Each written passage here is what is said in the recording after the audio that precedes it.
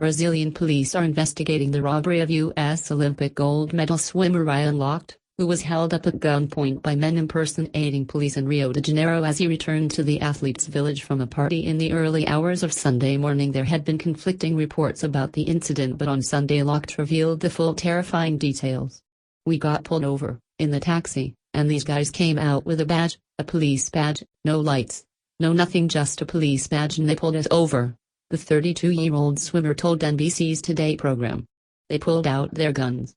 They told the other swimmers to get down on the ground. They got down on the ground. I refused. I was like, we didn't do anything wrong, so I'm not getting down on the ground. And then the guy pulled out his gun, he cocked it, put it to my forehead, and he said, 'Get down,' and I put my hands up. I was like, whatever. He took our money, he took my wallet, he left my cell phone, he left my credentials." Civil police have opened an investigation into the incident, a state police spokesman told The Guardian. But he said it was not yet clear whether a formal complaint has been lodged by the U.S. team. Early on Sunday, the IOC had said the reports of the robbery were false before rolling back and saying their initial denial was not correct. But a U.S. Olympic Committee spokesperson confirmed the news.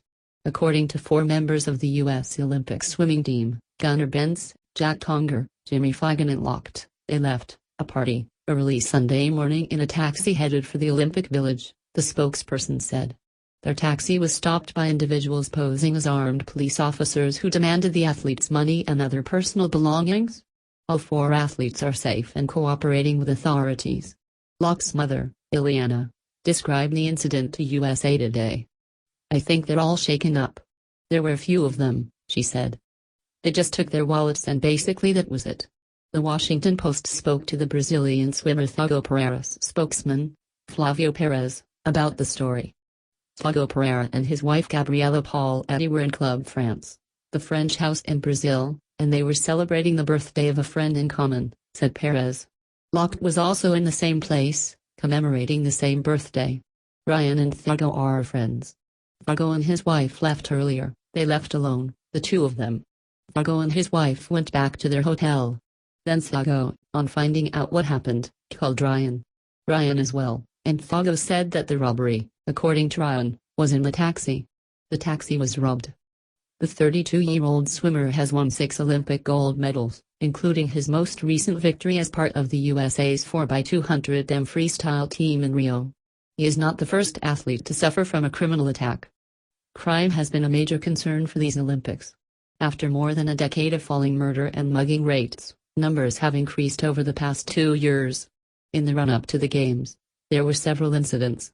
Among the most prominent were Australian Paralympics athlete Lisa Tesh and her training partner Sarah Ross, who had their bicycles stolen at gunpoint while on a training ride in the Flungoetro public park. 3 Spanish Olympic sailors were robbed at gunpoint in May, while a shooting competitor lost her equipment in a theft in June. During the first week of the Games, there were several high-profile cases. A mugger was shot and killed when he tried to rob the chief of security at the opening ceremony. Another was involved in a confrontation with a judo wrestler on Copacabana Beach.